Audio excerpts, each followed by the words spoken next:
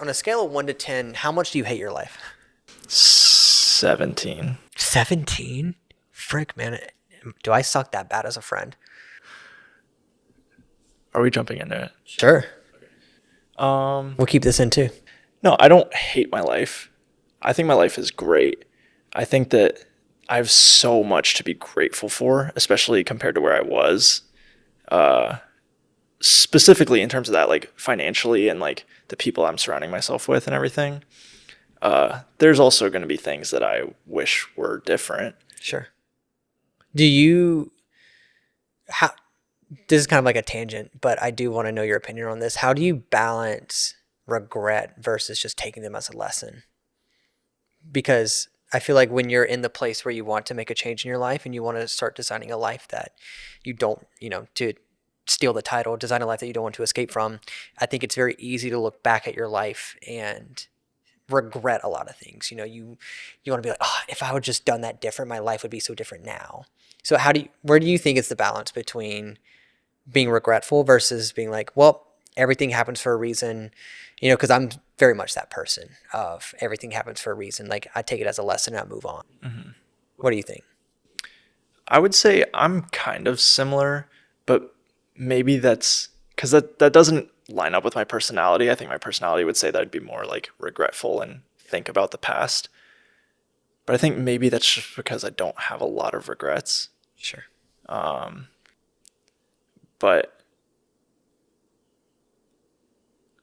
I think that regret, I do see regret as a waste of time. Same. That's why I've always been a very just it happens for a reason person, because regardless of if it's something you should regret or not, it's not helpful because you can't change it, right? You can only learn from it and move on. Like dwelling on it doesn't help anything at all. With that being said, I also was the kid in high school that was like, anxiety and depression aren't real. So Until you maybe, see like a CAT scan of someone's brain. so maybe I'm just really off the mark there. But Yeah, I mean, I was kind of that kid too. I mean, anxiety and depression are definitely real things. We don't want to invalidate that. But I do think a lot of people conflagrate anxiety and depression, like real anxiety and depression, with just normal life, and hard things come along with normal life. So I feel you there. so today we're going to talk about designing a life that you don't want to escape from. What does that look like for you? I mean, kind of like you said, I'm it's hard to find a balance between being grateful for what you have and also wanting more. And I don't think enough people talk about that. I don't think enough people define that line. And it's just like this weird thing of you can't figure out, like, do you have a gratefulness problem or do you actually have a real problem in your life? And I think that's the first thing you have to identify is, do you have, and that's maybe a different conversation as a whole, is like contentment versus wanting more and stuff. I think also, I don't think, regardless if it's a contentment issue or not, I don't think anyone's at fault for wanting more, in a sense of things can technically always be better. You have to be very self-aware and not mess up a good thing already, because I do think people kind of do that, like in pursuit. So for me, to kind of relate this all back to me, that's something that I dealt with pretty hard at the beginning of the year, and just kind of figuring out where I wanted to go and stuff. And so I kind of dictate everything based on the people that I take care of in my life, namely my wife. I don't have kids or anything, so I'm mostly just responsible for my wife and taking care of her and stuff. So I always look at where I can improve my life and where that can also affect her in a positive way. So I'm looking at my life now, and I think one thing that would positively affect my wife's life is if I was doing more things that I enjoyed personally. I know that's a really kind of weird thing to say. And trust me, it's taken me a long time to wrap my head around it. And, there was a large part of my life that I spent where that would have been like the craziest, selfish, most absurd thing ever to come out of my mouth. But ultimately, self-awareness and maturity and just wisdom over the years has kind of allowed me to see that if my life isn't good, then the people that my life directly impacts, their life also isn't good. Ultimately, I am very much a caretaker, and I'm very much a servant to the people that I love, and I want to take care of them. That's my whole life's purpose. And so it took me a long time to figure out that I also need to be good so that they're also good. I can't take care of them unless I'm good as well. If you don't, then you're just kind of burning the rope at both ends. Um, so personally, steps that I've been taking to make my life better and like be more in that path of designing a life I don't want to escape from. So again, preface, I'm very grateful for my life and I'm very blessed and I have lots of great things in my life. But also there's definitely some not so great things about my life. And so I kind of identify the stressors of my life that make me really like shut down. One of those was money. I've been very transparent about this and the fact that I suck at managing money. It's not that I have very exorbitant spending habits, even though you kind of roasted me earlier for looking at a $5,000 sauna. If we're being real here, though, I actually don't have like a really bad spending habit or anything like that. It's more so I just, coming from my background and my environment and all that stuff, we talked about this in a different episode. I never knew what to do with money. There was just like no financial literacy in my life.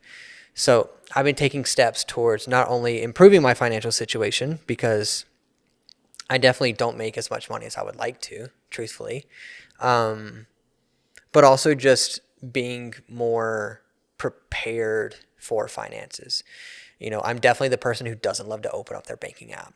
I'm someone who definitely doesn't want to have the phone call with my bookkeeper and stuff. It just makes me shut down. So that's kind of like the first step that I've been taking, is just taking more control of my finances and being more involved. I think I spent many years of my life identifying as someone who's bad with finances and bad with money.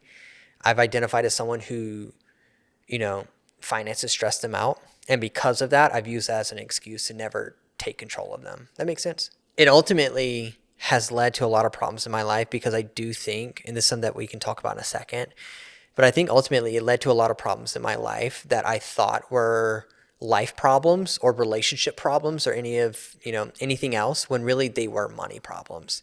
And I kind of wanted to ask you, where do you think the line is between it being a money problem versus it being a different part of life problem? Because I think that ultimately money affects a lot of stuff. I think it affects more than what people are willing to admit.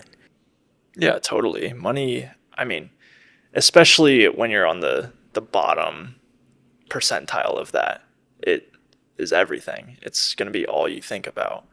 And I not that I mean, it's fine, we're just talking about this. I've never necessarily been in like tens of thousands of debt or anything, like back up against the wall in that sense, so I don't have a proper perspective in that sense, but I am aware of like what that must feel like. And you've And definitely seen what that looks like. We definitely have people in our life who have crippling debt. yeah. And it's interesting though, cuz there has to be a threshold where money doesn't matter anymore. And finding that is difficult. And I know that there's that study saying where that threshold is, but even in terms of what you just said, where you said that you don't make as much as you would like to, but you do make more than that threshold.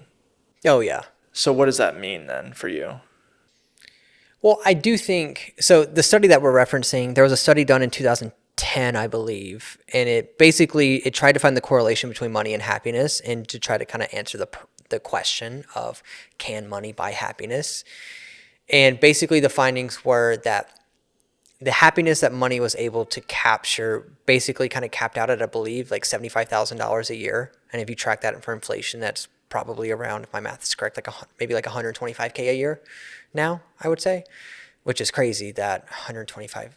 Yeah, inflation's been that much since 2010, which 2010 also doesn't feel that long ago, which it's been 15 years. 15 years. 15 years since 2010. Dang. Okay, anyway, sorry. So that's the study that we're referencing. But I do think that that threshold definitely changes person to person. Like I think that threshold can kind of be like a rule of thumb for, general populations and stuff, but I definitely think that threshold is different for other people and their circumstances.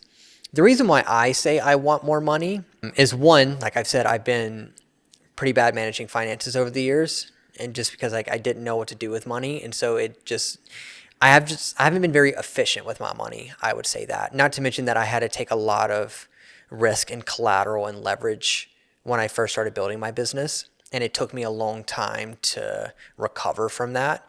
And so part of me says I want to make more money because I feel like I'm not quite where I wanted to be at my age, simply because I had to take on so much collateral and leverage and stuff early in my years, that I'm just like not quite where I want it to be, and I kind of want to play catch up. The other part of me is simply because, again, like I said earlier, I'm very much a caretaker. I'm very much someone who's a servant to the people that they love. If my people are good, I'm good, and that's all I care about, really. Like I have a, I very much deny myself in most of life, in most areas of life. I truly could not care about myself in most areas, if not all areas, really. And I know that with more money, I could take care of my people even better, and I could also probably take care of more people, if that makes sense. Not only could I retire my mom and dad, but I could take care of grandparents, uncles, cousins, etc. Like I just want to take care of my people, really. I know that sounds very noble of me, and I'm not trying to sound very like holier than thou. Like it's just like kind of how I'm hardwired. That's kind of where the money thing really comes from, though, I would say. To bring that back to what you said in the beginning about something along the lines of the best thing you could do for your wife is to focus on things that you enjoy. And you just said that you often, Yeah, it's something I work on constantly yeah. So what does that look like? Like, what are things that you enjoy that you're prioritizing now? for myself. Yeah. Health for sure, like working out, nutrition, all that stuff. We've talked about putting this in a different episode, and we probably will. But I was a collegiate athlete in a previous lifetime, and I was very much in shape. Especially my sophomore year of college. My freshman year, I kind of put on that typical freshman 15, all the late night Waffle House runs and stuff. But my second year, I was very much in shape. That's probably that and probably my senior year of high school. Those are probably the two best forms I've ever been in terms of health and shape and all that stuff. Um, and I kind of neglected my health a lot when I first started building my business, and I moved to Chicago and all that stuff, and I just kind of put health on the back burner and just worked, and I was working 14, 16 hours a day, if not longer. And so I just kind of put a backseat on that. And then I realized after I got married and stuff that one, I didn't like the way I looked, and I didn't like to admit it because I never had to deal with confidence issues in my life, really. But after I got married, I started to realize what I actually looked like, and I looked a lot different than what I was used to looking like, and I really didn't like it, and it affected me in a lot of ways. And I didn't like going and when me and my wife first got married, I didn't like taking photos together. I didn't like, because my wife is such a photos person. She wants to every single milestone, anniversary, birthdays, seasonal, summer, fall, all the things. She wants to have photos taken. And I hated doing them because I hated the way I looked. And it was kind of bleeding out into other areas of our relationship in terms of, I would give unnecessary friction to say again, use the photo thing, for example. I was giving unnecessary friction there because like deep down, I just didn't like the way I looked in the photos. And that sounds so trivial, but it was true. Taking care of my health has been a big one, and getting back into shape, working out, feeling good about yourself. I think that's a part of just, you know, not to exclude the women here, but it's a big part of masculinity, feeling good about yourself, feeling strong, feeling powerful, feeling like that you can take care of yourself if you need to. And then also ultimately protect others, protect your loved ones. That's probably been the biggest one right now. You know, some things that I kind of learned, we talked about in that one episode where we talked about, when you become the idea guy versus the hard work guy in your business, it's kind of the same thing where, you're having to learn all about if you're good, then your business is good in a way. And some of the habits that I picked up from that has also kind of just positively affected my life as a whole. So like my morning walk, for example, every morning, if it's not a lift morning, because like right now my split is I do full body 3 times a week. That's just kind of it's working for me right now. I've also done like upper lower 4 times a week and stuff. Um, right now my split is 3 full body sessions a week. So on my non-lifting mornings, I wake up, I go for my walk. It's usually like a 30 to 45 minute walk. I just like get my steps in for the day. I try to get at least 30-40% of my steps in during my morning walk, and that's also really helped a lot. It's just there's something about I'm someone who is very much affected by how their day starts. If I like this morning, for example, I did not do a great job of getting out of bed. I kind of laid in bed for a minute. I scrolled on my phone, and that immediately I can just see the consequences of that almost immediately. Within an hour or two, I'm back on my phone scrolling. I'm back, distracted by something else, versus the mornings that I wake up, I take my morning walk, I read, I do something else. 2 completely different days and totally different outcomes. Those are kind of the biggest ones, I would say, though. Cool. So moving and applying that back towards the episode that we're discussing, where we're assuming that the listeners here are, well, in reference to who this is actually pertaining to, it's people that have a life that they do want to escape from. So, Been there. right. Actually interested when paint the picture of that moment, like the worst, I guess, maybe not the worst, but like the most recent time that you were in a position where you wanted to escape from the life that you were living. I can think of 2 right off the bat. I'd be interested to hear yours too in a second. But I would say one was when I made the decision to leave my hometown and specifically my home state of Mississippi. I was so miserable then. That's one thing that I don't beat myself up over is that, people kind of perpetuate this idea that you're just like young and dumb and you'll completely change your mind about everything when you get older. Parents will always tell you like, oh, like you'll think differently when you get older. You'll think like I do when you get older. Like you're just not ready for this yet, And looking back, like, no, I was freaking miserable and I hated it. And it was the best thing for me to do was to leave. And I still stand by that. I just I didn't really fit in. I was really struggling with work. I was really struggling with maintaining relationships down there because I wanted something completely different than the people I was surrounded with, and it just caused so much friction in my life.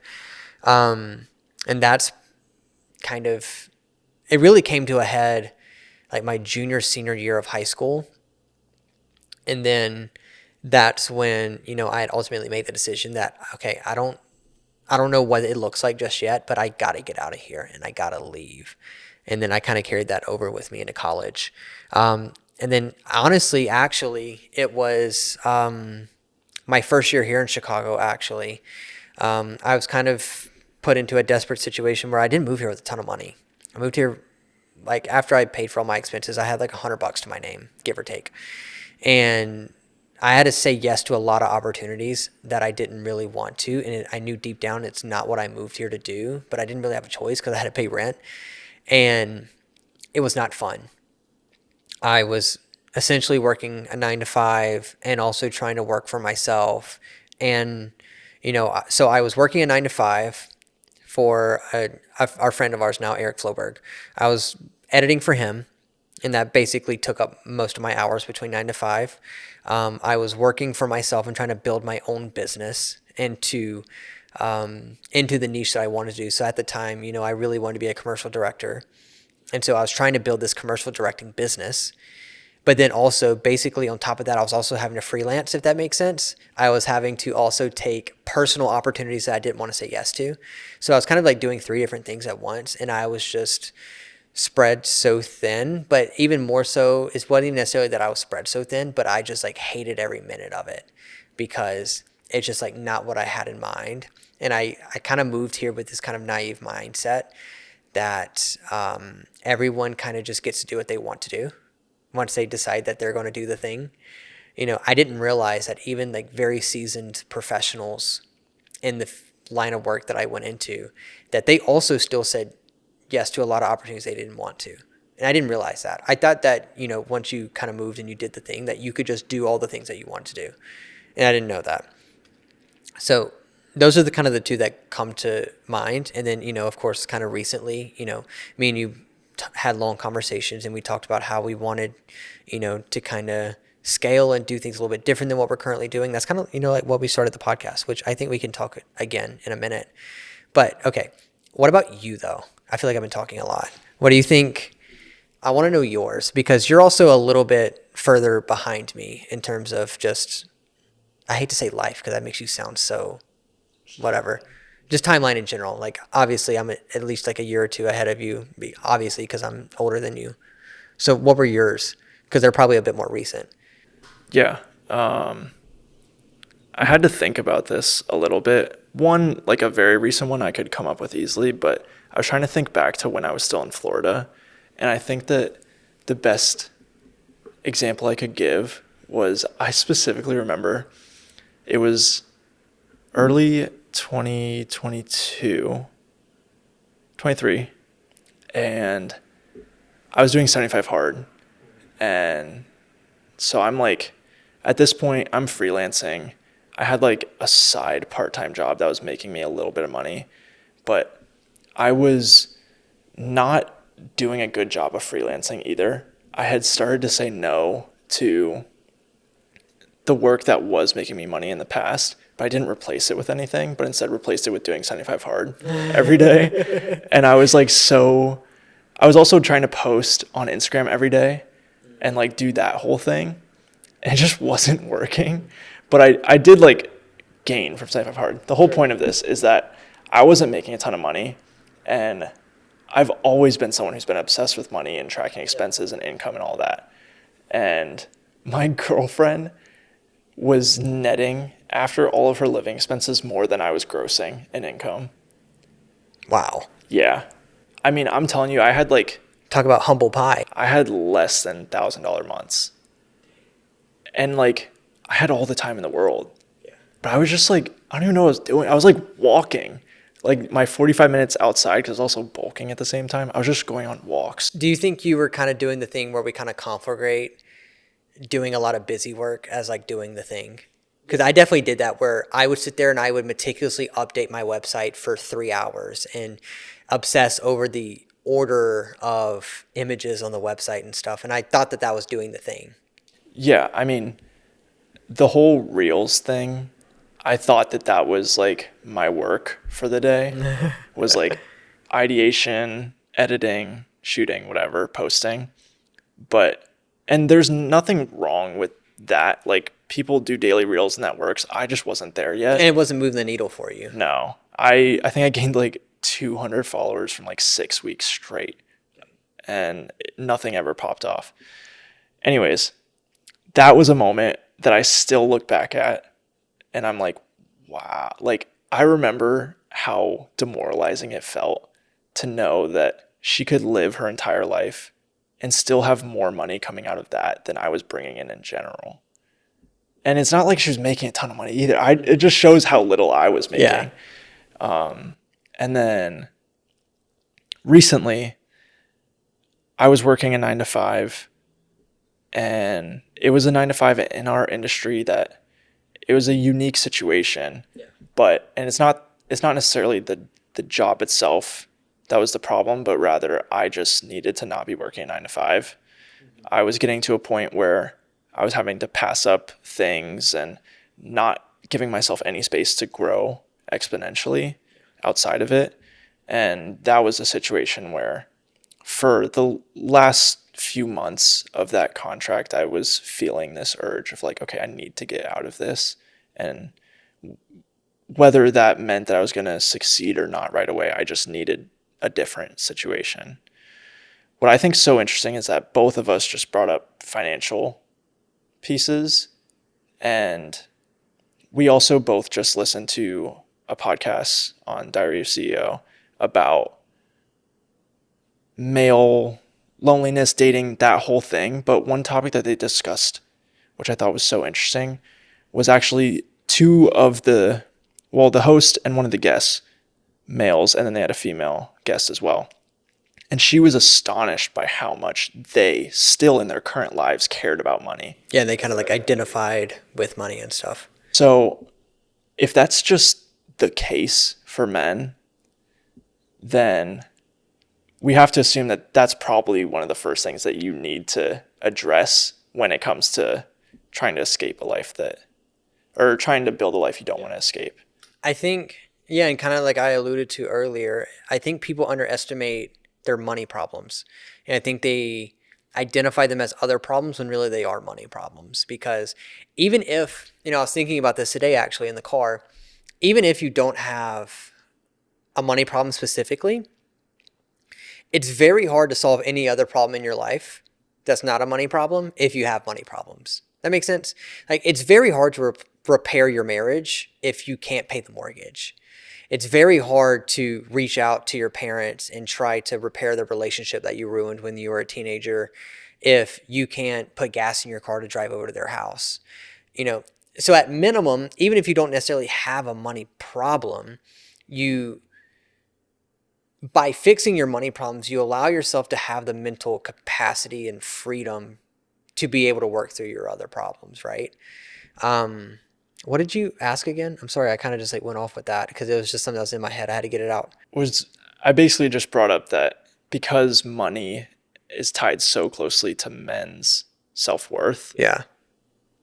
that's one of the first things we need to address in terms of building a life that we don't want to escape from. Sorry. So where I was going with that is that you need to, you really got to start addressing your problems and be very self-aware of the fact that you actually probably do have a money problem. I think about when I first got married, and me and my wife were having a lot of, as most newlyweds do, you combine finances for the first time. It's a whole new ball game. You've never done this before. So there's a lot of friction there. But I remember about like a year ago or so, maybe half a year ago, we're obviously in a completely different financial situation than what we were when we got married. And I was reminiscing on our first year of marriage, and honestly, it was quite tough, and she'd tell you that herself. And I just thought it was so crazy how not all, we're not perfect by any means, but how so many of our problems disappeared when the money problems disappeared. Like what? I don't know. Like, I think part of it was just there was a lightness in the air when I came home or when we were together, when we were at a restaurant. Nothing, even when you're dating, you don't have to be married for this. Nothing kills the vibe on a date night more than your partner wanting to order the $15 margarita and you being like, like, not tonight, sweetheart. Like, we're just going to do entrees tonight, no drinks or no appetizer, just order the entree. There was just like a lightness in the air when we can just like go and do and not really worry about it, and even if it didn't solve all of our problems, it made every other problem that much easier to solve because we didn't have to worry about paying rent at the end of the month. Like, we actually had the mental capacity and freedom to tackle all the rest of our problems head on. I don't know obviously with you not being married, but I'm assuming you still kind of go through a similar thing, with you doing long distance and stuff. Long distance is definitely much easier to manage when you can travel back to see them, right? Oh, yeah, totally. I mean, I recently was, the beginning of this year was the first time that my girlfriend and I reflected on our travels and long distance, and we're like, dang, that's expensive. Spent a lot of money, huh? Yeah. And we came to an agreement, not only for the sake of money, but a number of other factors that led us to, hey, we're going to chill out this first half of the year. For context, I'm doing a bodybuilding show in June and just honestly don't think she wants to see me that much in between now and then, just due to who I'm going to be and what I can and can't do. But with that being said, like, absolutely, money is a huge factor with that. And also being a guy in a relationship, in long distance especially, it feels like this moment to kind of just spoil her. Yeah. Because I never get to otherwise.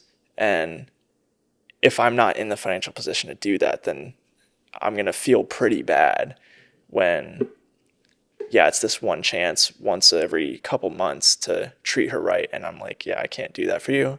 Especially in my situation where I forced the long distance on us in hopes of being in a better financial position. Yeah. That's kind of like the whole point of all of this was so you could be in a better financial situation. Yeah. So all of that to say, I mean, we can both agree here is that you got to get your money right. And so I think like the first step really is, you know, make a decision on what you're doing with your life in terms of how you manufacture money, like how you make money. Or why did I say freaking manufacture?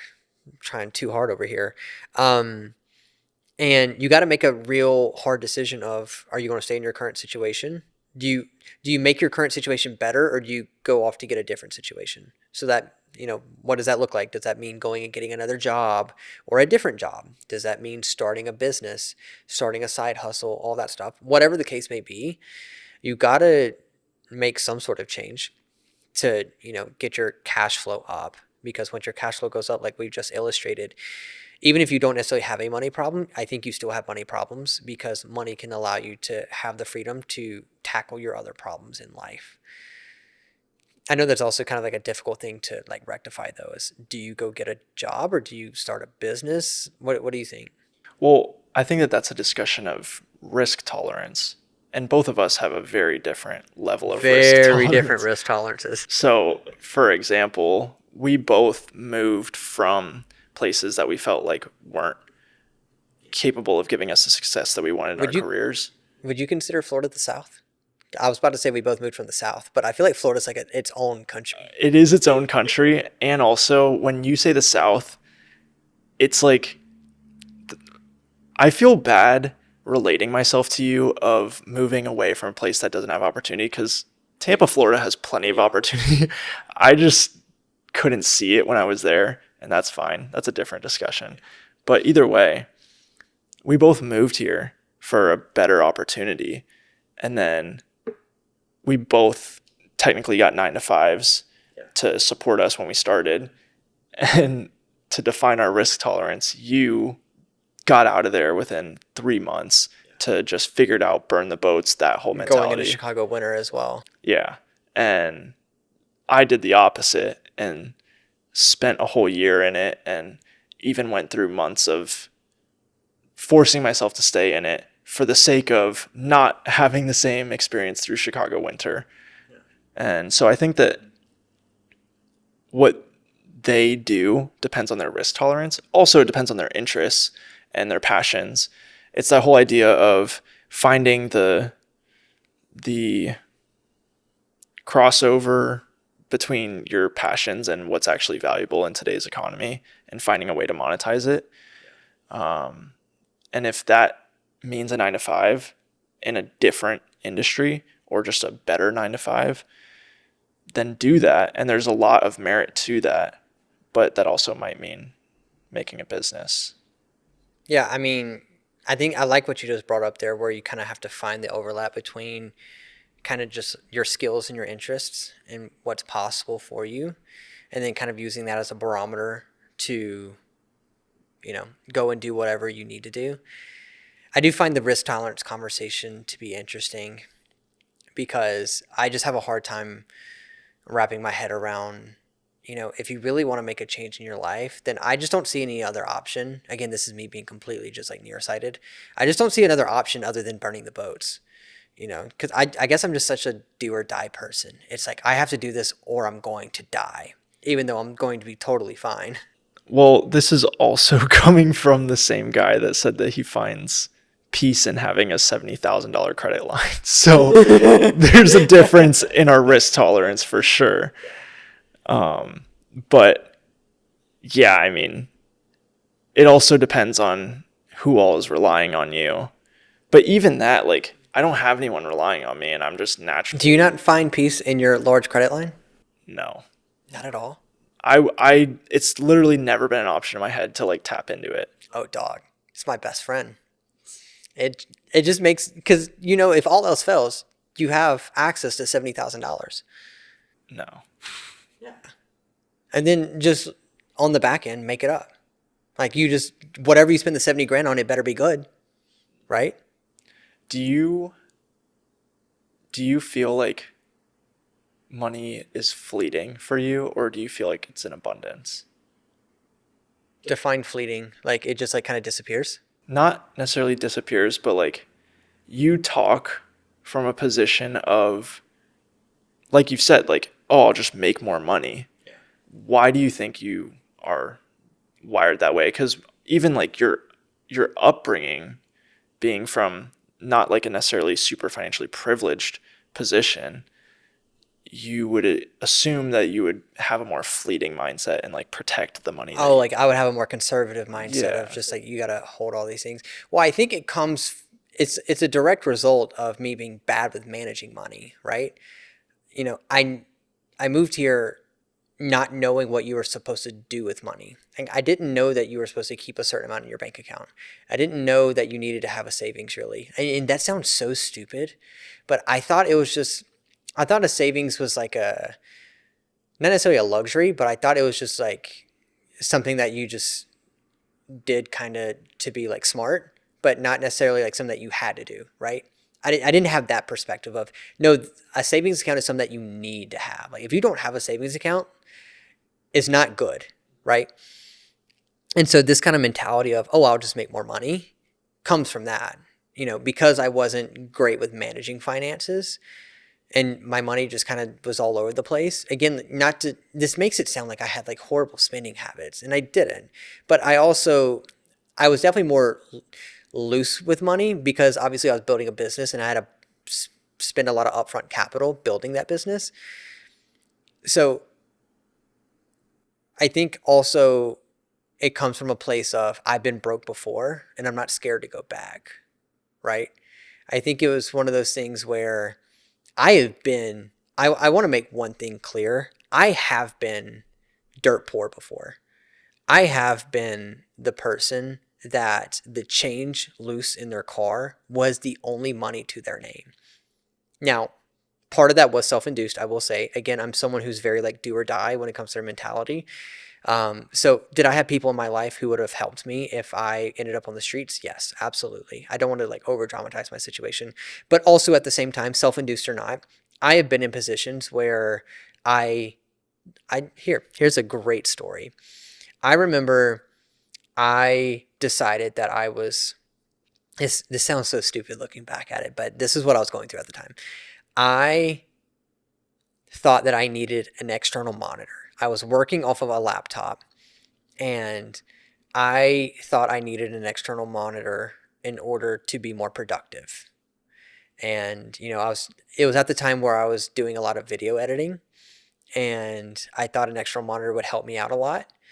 And so I found a monitor on Facebook Marketplace for like $200, $150 or something like that. And I remember going there and spending the last $200 to my name to buy this monitor. And I remember not having enough money to buy food on the way home to eat. So I went to the Coinstar inside of a Walmart and dumped the change out of my car to get like $8 so that I could go like buy a 4 for $4 from Wendy's. Um, and there's countless more stories like that in my life. I have been down to negative dollars, $0 so many times. I remember being in a college parking lot one time when I was in college. And again, I was still building my business while also in college. And it was like the only thing that I relied on to support me. I remember I forgot to cancel a subscription. And it was like an $80 subscription. And it put me, and it drafted out and I forgot to cancel it. And it took out, like, I think it put my bank account at like negative $60 or something like that. And I remember just sitting in that parking lot and just being like, again, really? And that was like the sixth time within 8 months, right? Um, so I've just been in those situations plenty of times. So I've never been scared to go back because I know every single time I've been in that position, I figured it out, right? Do you think that any part of you gets like a thrill out of being in that position? Do you think that you just enjoy the suffering? kind of, if I'm being honest. Like I feel like you're just addicted to the stress of having to figure it out. Oh, this is something. Oh my gosh, this is something that I really had to bang my head against the wall at the beginning of the year because I had to be honest with myself and be honest about the fact that I definitely 100% do have a stress addiction. I definitely, because I remember at the beginning of the year, like, we talked about this in another episode, but I went through this very painful transition of understanding that in my business, I'm no longer the guy that rows the boat. I'm the guy who steers the boat. And I have to take morning walks now. And I have to spend an hour and a half researching and thinking of ideas and thinking of ways to optimize and improve. I'm no longer the guy that's got to answer 50,000 emails and track my books and et cetera, right? And I've had the most money I've ever had in my life, like particularly like cash. I had never had this much cash on my person ever. My relationship with my wife is the best it's ever been. My business is the best it's ever been. My life is technically, objectively, the best it's ever been in terms of just security. And I remember I'm just like sitting in my car. I'm like, why the heck am I so miserable right now? Like, this sounds so stupid, but I legitimately was having like physical reactions of like ants crawling in my body, of just like my body was just like sending signals of like something's supposed to be going wrong and nothing's going wrong. And because nothing's going wrong, we're going to set the alarm bells off, right? So yeah, stress addiction 100%. And I've definitely, for a long time, and something that I'm having to work through because obviously it affects people in my life, that I no longer can, like, I got to stop finding the thrill and quote unquote figuring it out. I remember I I've talked about this with people before back during those times of when I was really dirt poor. And I remember telling people, I was like, man, it must be so boring to be rich. Like, part of the fun is something I realized very early in life, that part of the fun is the journey. It's not just the end result, right? The end result is the journey, like the satisfaction, all that. And I took a lot of fun in figuring those situations out. Like, is that healthy long term? Probably not. And it's something I'm trying to work on. But yeah, 100% had a stress addiction. Probably still do. Definitely do. Sorry. Definitely still do. This brings up an interesting topic that I think that we should move into, which is, yes, a lot of problems can actually just be money problems. But in your situation there, clearly money was not the problem. So is it a passion thing? Is it like money can only solve so much, but if you're not happy with what you're doing day to day, then you still want to escape this life. So what do you, I guess, like, what do you think is the right trajectory for someone to identify if it's a money problem or a passion problem? Dang, that's so tough. I mean, it's hard to speak about it because these are things that obviously me and Cyrus are both, just to be transparent, are still things that we're figuring out on our own. We don't want to speak from a place of like absolute authority on this. Um, I like the thought exercise. I forgot who's brought this up before. Probably Chris Williamson. At this point, I feel like we're not even going through Churchillian drift anymore. We're going through Chris Williamson drift here. Um, but kind of the thought exercise of, if I had the amount of money that I currently want, would I still feel the same way that I do? And that's such a hard thing to go through because you don't have the perspective of the other side, and so it requires you to be brutally self-honest with yourself. you know I don't know if there's actually a right way to go about it or a correct way. I really wish I could drop some sort of sage of wisdom on this of, oh, like, if you look for this and this, then you have a money problem or a relationship problem. I think another probably helpful way to go about it is look at, I'm trying to think of a good way to put this. I'm trying to think, there was someone the other day who put it so eloquently, and I really wish I could remember it.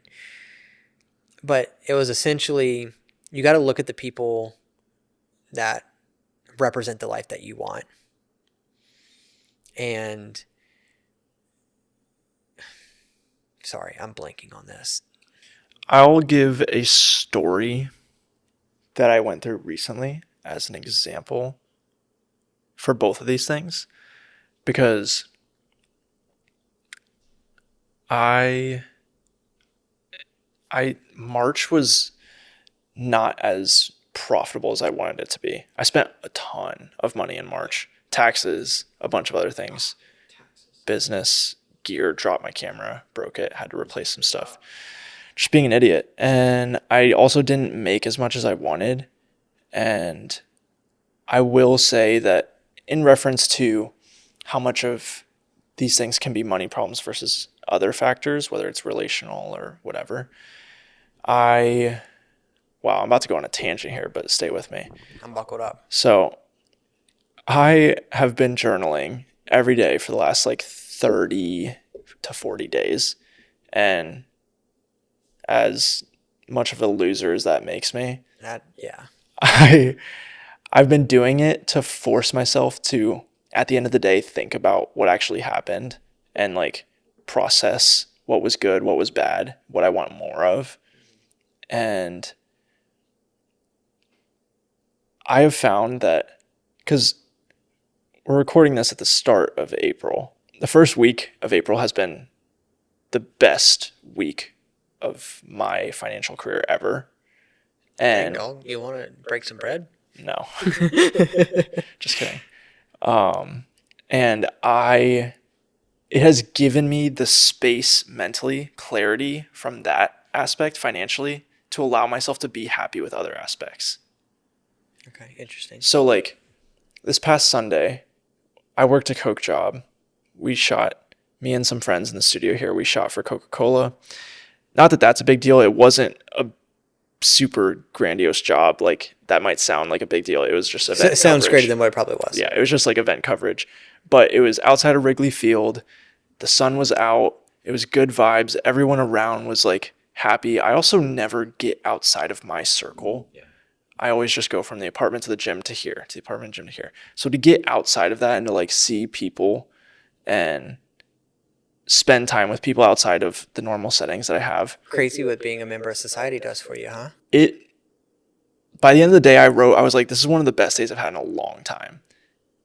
Because I was able to enjoy the people that I had around me. When bro says he had the best day of his life and you weren't a part of it. Yeah. Sucks to suck. But I think that, and maybe that should encourage us too, because we both have this issue of just staying in our cycles. Maybe we just need to like get out of it more. But there also is that argument that I'm making about maybe that I wouldn't have allowed myself to feel that way if I was struggling financially in that moment. Yeah. Do you think, to play devil's advocate here though, and this kind of personally relates to Cyrus specifically, but I'm sure there's other people out there. Do you think that could ever kind of negatively impact you in a sense that you're definitely more of an overthinker than I am, right? Do you think that could almost fuel this kind of unnecessary overthinkingness in a way? Because if you don't have the money problems and stuff, you're now just like focusing on all these other aspects of your life, and that could almost fuel this kind of never-ending cycle of overthinking. That makes sense. Like it's almost like because you have so much comfort in the financial part of your life, you're now, because you have a tendency to overthink and you're getting the chance to think about all these other things, that you then just kind of spiral in a different way. I mean, obviously you haven't experienced that yet, but do you think that's maybe like a fear of yours? No. And this is why I think it's so interesting that you don't have this perspective of like money being fleeting. But like, not that I grew up like poor or anything, but I do find that I'm in a stage of life where how my money is doing affects a lot of my life. Yeah. And my like state of well-being. And I actually find that because money is so inconsistent because of the work that we do and being freelance and business owners, it is definitely like the most what's the word? Has the most vitality. No, I don't know what I'm trying to say. It's the thing that like affects my happiness meter the most because everything else is fairly dialed. But who knows? Maybe I'll just have an anxiety attack when I make more money, and I'll be looking forward to that. Yeah, I honestly I do wish I shared your mentality of money being so fleeting because I feel like it would help a lot. You know, I feel like somewhere in there is a very intellectual aphorism of, Chris Williamson said like type A people have type B problems and type B people have type A problems. There's got to be somewhere in there of like fleeting money people have whatever problems in like the inverse. You know what I mean? I definitely wish I shared that. Um, I've just always made money. So I don't know. Okay. I do think we need to move on though. I think what do you think the second step is? I'm assuming it's health, like just like fitness, right? We kind of talked about that earlier, but, we brought up the fact that if you're not good mentally, physically, then you can't really take care of the people around you either, which is kind of the whole point, at least in my opinion. What do you think? Yeah, I mean, to bring it even back to that whole 75 hard discussion that I was having, like that's what that was for me, was me dialing in my health. Yeah. And not, I mean, if we're going off of what we've been saying here, I didn't go in the correct order necessarily, but I, that does show that I think that health is a massive factor and something that you need to figure out. And like you were saying about yourself in the past, of you didn't have any confidence issues until you weren't happy with how you looked. Money can't solve that, you know?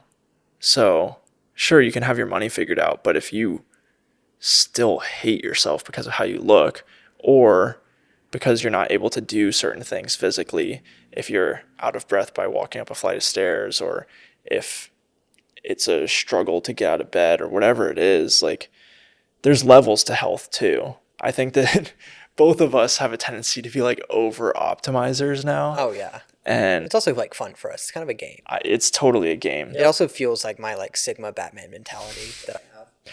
But I think that in this conversation, we can get into that, but definitely approaching it from a beginner perspective of like, I mean, I feel like your workout routine currently is fairly reasonable for other people Oh to. yeah, I've definitely dialed it back a bit because I could realize that it just yeah, I'm someone who just like goes all in on things, and I definitely just kind of like took it too far, and it ended up becoming even on the surface it looked very optimized, but underneath it actually was de-optimizing almost everything else in my life. I think that with to start with health, there's two different factors. You have your actual like fitness and your output and your workouts, and then you have your diet. Yeah. And there's more to that. There's sleep, there's like water intake, hydration, all of those things. But specifically talking about your workouts and your diet, I think that diet, to start with that, it's a lot like money, where if we're going on a personal finance journey, the first step is to figure out where your money's going. I think it would be the same thing that you need to apply to your diet, of just figure out what you're intaking. Yeah, like where are your calories going? Yeah. And from there, you can at least have a baseline between that and tracking how much you burn. Now you're at least aware of what's happening on a normal day. And then you just have to spend the time to research and figure out what changes you need to make to your diet to. And there's so much information out there. Like it's never been easier to inform yourself on these topics. And so it's just about taking the first step. You have to do a little bit of hard work in the beginning of figuring out where your baseline is, and then you can go from there. Maybe get a gym membership. You don't have to. You can do out at home workouts, go for walks, go for runs. Yeah, that's something that I feel like people really mess up with, is that they feel like they have to do this like crazy workout routine and they have to like go all in and like do this and do that. Dog, it's as simple as go to the gym 2 to 3 times a week, do a full body lift. You can do it in under an hour. If you don't believe me, I do full body lifts 3 times a week under an hour. I have a photo of my Apple Watch this morning. I've been taking photos because for a future project that you'll know of soon, I wanted social proof that you could do a full body lift in under an hour. I lifted this morning and I think it was like 43 minutes I did my lift. It's as simple as going to the gym 2 to 3 times a week, lift moderately heavy weights, and get 8 to 10,000 steps a day. That is all you need, at least for right now in this stage of life, to be healthy and to be in a much better place than what you probably are currently. I think back to when I first moved here, I just completely neglected health altogether and was just work, work, work, work, work. And I would sit in my desk chair from 7 a.m. to 10 p.m., 11 p.m. And I would only get up to go take a piss or to go get my DoorDash downstairs. I was walking, crazy as this sounds, I bet you during those times I was walking less than 2,500 steps a day. I would walk from my apartment to my car, drive to the parking lot, walk from the parking lot to the studio, sit down in my chair, work all day, get up to piss and get food, and get back in my chair. Bet you that was less than 25, 30,000 steps a day, which is crazy. We want 8 to 10,000 steps a day. And yeah, 2 to 3 moderately heavy weightlifting sessions a week. You don't have to make it this crazy, super optimized, upper lower split, high frequency, low volume, like whatever all that crap is. Make it simple, make it tolerable, and make it feasible. How, I guess percentage wise, how much of it do you think is diet versus working out? It's hard because the statement is definitely true of you can't out train a bad diet. But also when it comes to health and like mental clarity, you also can't out diet like bad physical practices, right? Like no matter how much whole foods you eat, no matter, how much you track all your micronutrients and all that stuff, if you're not moving your body, like your body is still going to be in atrophy. Like things are going to hurt, muscles are going to shrink. You're not going to feel as good. You're going to be out of shape, So I think you can't have one without the other. You got to have both the diet and the lifting figured out. And it doesn't have to be lifting. It could be, whatever form of exercise you prefer, but it definitely needs to involve moving your body physically and pushing it somewhat hard, right? I do think diet is also a big one though. And I do think people tend to skip out on it because I feel like, and again, I've been there. It's very easy to be in that grind season of life where you just want to buy dollar ramen. And every once in a while when burritos are on sale at the taco shack down the street, I used to literally do that. It was $2 burrito Wednesdays. I would get a $2 burrito. I've been there. But there's no point, I love that quote. People tend to sacrifice their health for wealth early in life to only then sacrifice their wealth for their health again. You look at all the top CEOs ever, Zuckerberg, Bezos, like off the top of my head, they all, pursue fitness later in life. They always, Zuckerberg, all about MMA right now. Bezos, incredible body transformation.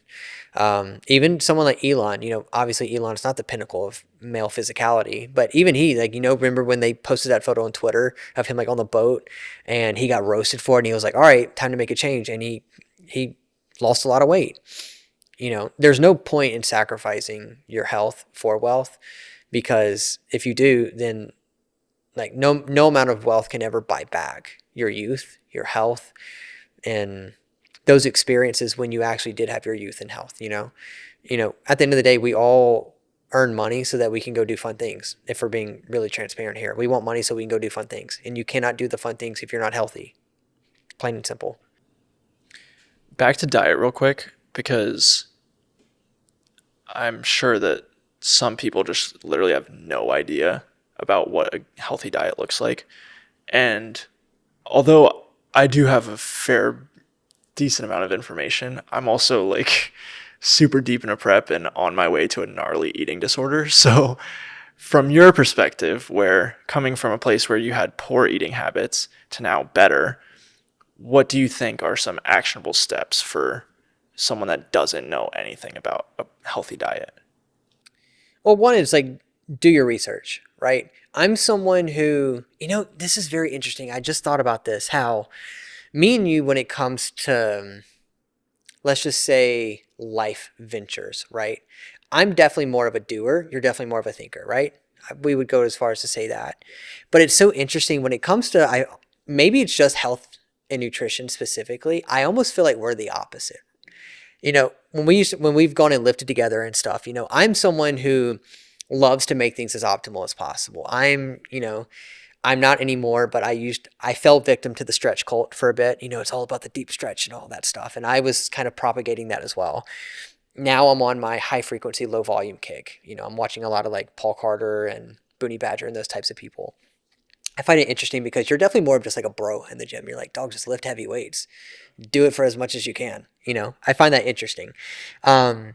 So taking that mentality though, like hyper optimization, I've never understood people who are going to do something and not try to do it the best way they possibly can. A quote my grandfather used to always tell me growing up was, there's never time to do it right the first time, but always time to do it over. And it's really just a testament of, we always try to just get by with the bare minimum, when if you had just taken the time and do it right the first time, you wouldn't have to have done it over. So do your research and actually figure out what's actually healthy for you and what's not.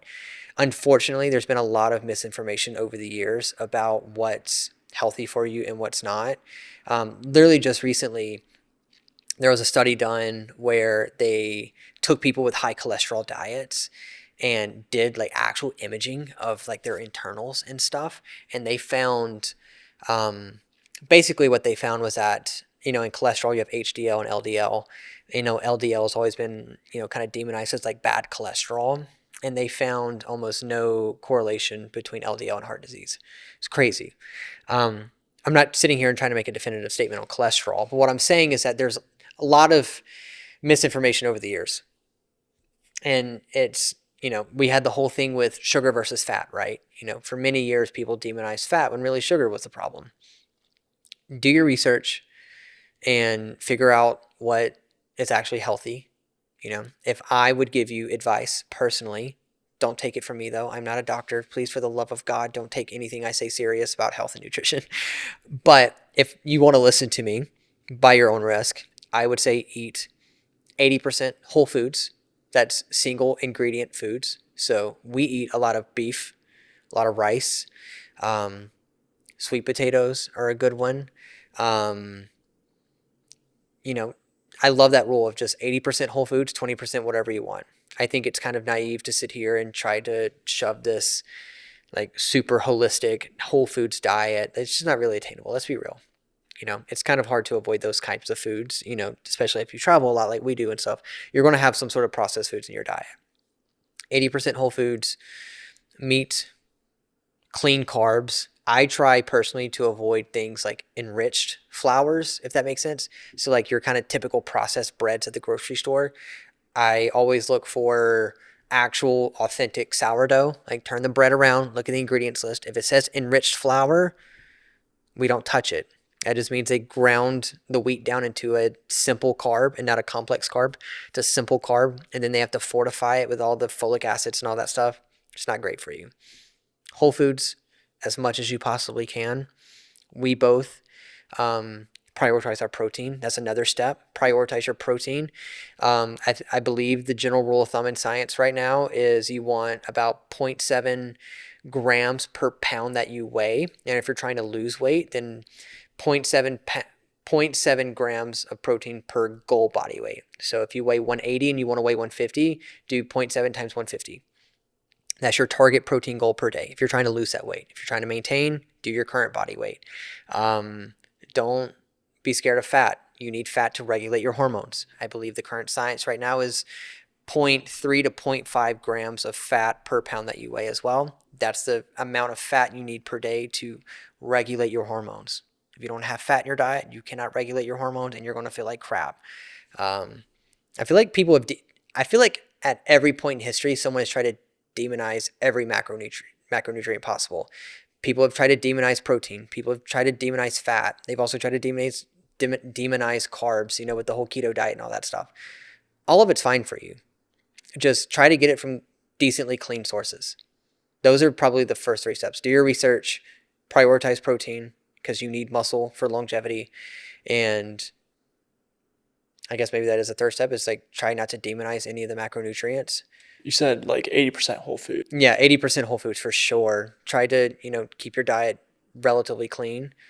You can still live a little. I would say probably also just avoid alcohol. I mean, I know that, some people make the argument that it's like a social lubricant and all that stuff, which that's here nor there.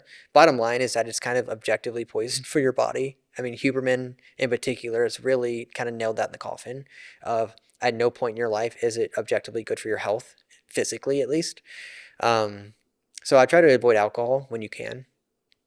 Maybe some other external stimulants or depressants, depending on how you respond to those things. I try to keep my body just relatively just free from any sort of external factors as much as possible.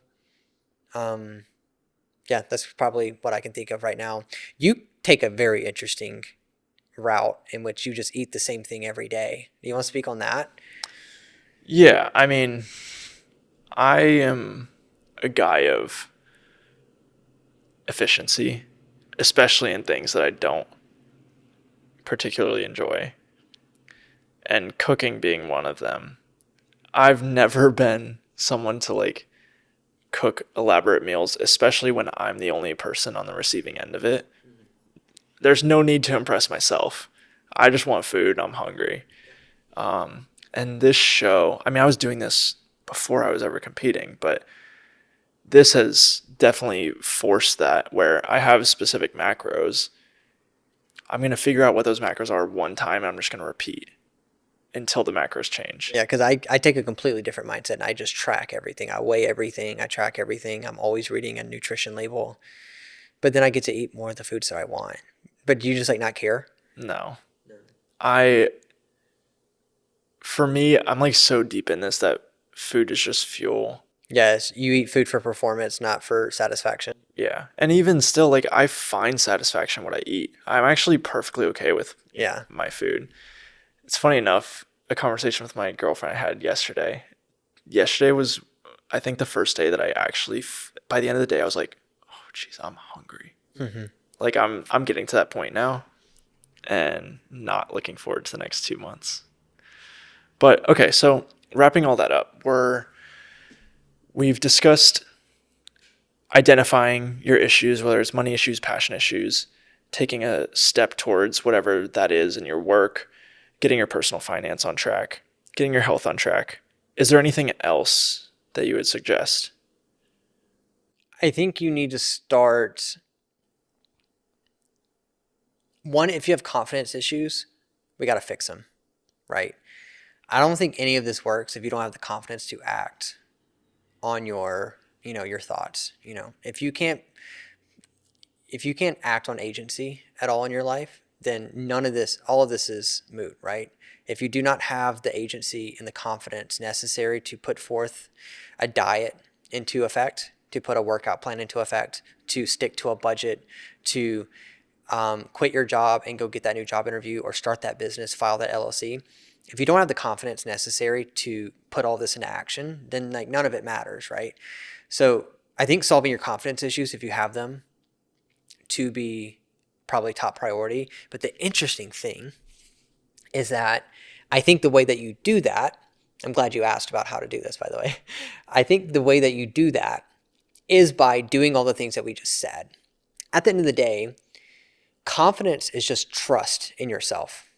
We could do a whole episode about confidence. I love this topic. Confidence is just trust in yourself, right? You have confidence that you can perform a task, right? If I ask you, hey, Cyrus, every week for the next month on Thursdays, I need you to pick me up at 6 p.m., okay? There's 4 weeks in a month. We get to week 4. It's Thursday. It's 5:55 p.m. Every week prior to that, you have picked me up at 6 p.m. on Thursday on the dot every single time without fail. I'm very reasonable to believe that you're going to show up at 6 p.m. on the dot for the 4th week as well, right? So I have trust in you that you are going to show up based on previous actions, right? We apply this to all the friends and families in our lives. That's how we build trust in people, is that we judge their past actions and we allow that to inform what we think their future actions will be. I think people forget that that same thing applies to yourself. I think, could totally be wrong here, but I think the source of most people's confidence issues is because they have called upon themselves to do something in particular and they failed and they did it again and again and again. And then that's when they start to have confidence issues, right? You know, a lot of times people have body image issues, whatever the case may be, because they asked themselves to get on a diet and they didn't follow through with it, right? They asked themselves to look better and they didn't, right? There's a lot of nuance there. I'm just trying to make a general statement here. I'm speaking from someone who literally had to deal with that. From, I used to be a collegiate athlete. I used to be in very good shape. I used to look really good. You look at pictures of me, I still don't look the way that I did 5 years ago. I looked so much better 5 years ago. But I was starting to have body image issues because I no longer trusted myself to do the things necessary it did to look good, right? Because I was so wrapped up in other things. So you take it one step at a time and you start doing whatever it is that you're trying to do one step at a time, and you reaffirm yourself that you can do the thing over and over and over again. So if you have confidence issues of just like life as a whole, it starts with you building trust within yourself. Trust that you can stick to a budget, stick to a diet, stick to a workout plan. You can go up and talk to people and not be weird. You can go get that other job. You can network. You can do all these things. Take them one small step at a time, and then allow that to reaffirm yourself that you're capable of doing that thing. And then layer by layer by layer, you'll have what Hormozy says is undeniable stack of proof that you are who you say you are. It starts at the bottom and you work your way up. It's just all about trust in yourself. I think people kind of not think about confidence as trust in yourself, but that's really what it is. You got to be able to trust yourself to do the thing that you want it to do. I think it's crazy that there are people out there who trust other people more than themselves. I find that to be crazy. Would you say that you trust yourself more than anyone you know? Yeah. Okay, same here. There's no one, I don't care if it's throwing a football. I'm still trusting myself more than Tom Brady, if I'm being honest with you. Like, that's how much confidence I have in myself, because I know every time I've asked myself to throw a football, I've thrown it, right? Yeah, I find that so crazy, but I know that there's people out there. I'm not trying to be insensitive to them, but I'm trying to illustrate to you that that is of utmost importance. Would you say? Yeah. Confidence? Yeah. And after you put it that way, I changed my mind. But in the beginning, I was going to say that confidence, your style of confidence and my style of confidence are completely different. Sure. And anytime that I've had a moment in my life where I've needed to have confidence to make a decision that changed the outcome, it's never been from a place of what I would call unwarranted confidence, but rather, for example, when I dropped out of school, mm-hmm. It took me getting to a place where I was fully convinced that dropping out was safer than staying. Yeah. And I don't know if that's necessarily a helpful thing to be applicable to other people in their situations, but I do think that that's at least interesting to bring up as a different realm of confidence, is kind of convincing yourself that it's either this way or the other option is misery or failure or whatever. I mean, like that, I think that still kind of applies to my situation as well, because I have such like a do or die mentality. That's kind of how I built my confidence. Was I put myself in positions where I felt like it was either do this or die. And I did that over and over and over. And because the other option is die, you always do. Anyone who's put in that position, I promise you, if you were on a volcano and you had to jump 50 feet or fall into the volcano, I promise you're jumping 50 feet 10 times out of 10 times, right? If anytime you're in a do or die situation, you always do. Put yourself in that position, do it over and over and over again. You'll have confidence on the other side, I promise. You just said it there. I've done that to myself plenty of times in my life as well. I think that's a great catalyst for forcing you, because like, again, at some point you got to have the catalyst to do the thing at least once. And once you do it once and you do it well, you then can do it again. And then you can do it again, and then you can do it again. And then again, you have that stack that I just said, that stack of undeniable proof that you are who you say you are. So to wrap this up, with some clarity, just to make sure that people are aware that this isn't an overnight thing. And I will give my own as well, but I'm curious to hear from you. How long did it take for you to get out of the life that you wanted to escape from to where you are now? Well, I think that's interesting because I wouldn't necessarily say that I'm quite 100% in the life that I want, right? And I don't think anyone ever will be. I think that's actually kind of the whole point of this is that it's not the end result, it's the journey. And I know that sounds very woo woo, and a lot of people talk about it like it's not the destination, it's the journey. But, we talk a lot about the refinement process and that you constantly are refining and refining and refining and getting more sharper and more narrow on the thing that you want. Yeah, I think that's a part of, I don't think you ever design the life that you want. You are designing the life that you want. And I think you're continually doing that. Obviously, my life is much better than it used to be. So, I mean, if I were to put a number on it, I mean, you know, when I moved to Chicago in 21. It's now 25. I would say this year would probably be the best year I've ever had. So 3 years, 4 years, whatever the case may be. Um, but I mean, like we again, like want to be super transparent here. I'm not living my best life. Like I'm not over here making $100 million a year and riding on yachts and whatever the case may be. I'm still actively working on making my life better.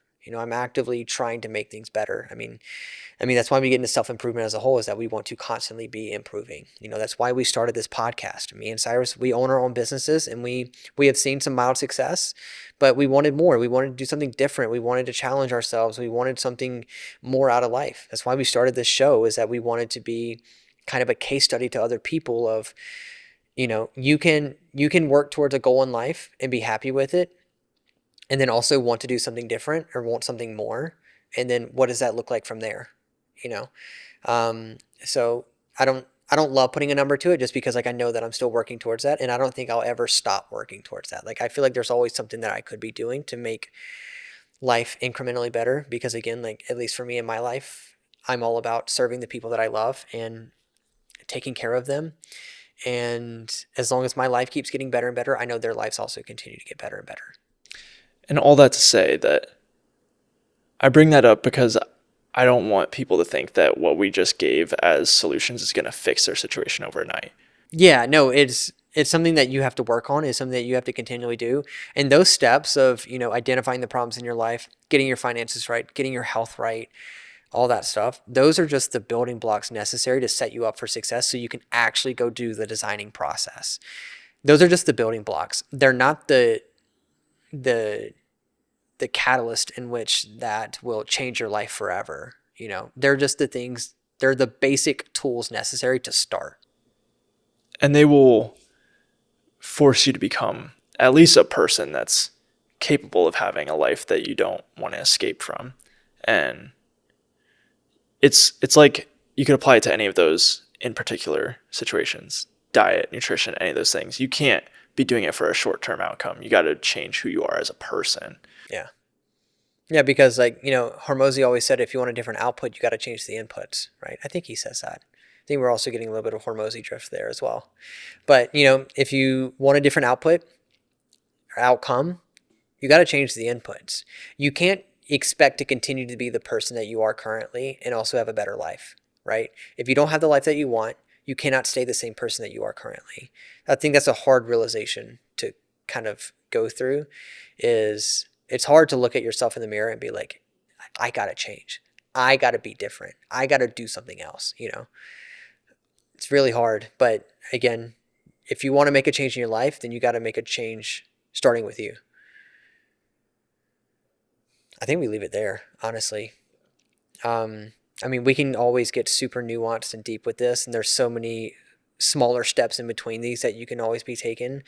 But we want to make something very clear, like we've said earlier. This is something that we're always working on ourselves. This is something that we're actively working towards. We do not want to speak from absolute authority here. We want to speak from personal experience here, and we want to actively be, representing this in our own lives. We're constantly working on our lives and trying to make things better and working towards, designing a life that we don't want to escape from, right? So take heart, keep working, It gets better. My life is so much better than what it was 5 years ago. And I have no doubt that my life will be even better 5 years from now. You just got to keep working. It'll happen. Keep putting in the reps, and you'll see different outcomes. Beautiful. And with that, we thank you so much for watching. If you stuck this far, it means the world to us. Feel free to like, subscribe, follow, whatever action is necessary for whatever platform you're listening on. And we'll see you in the next one. See ya.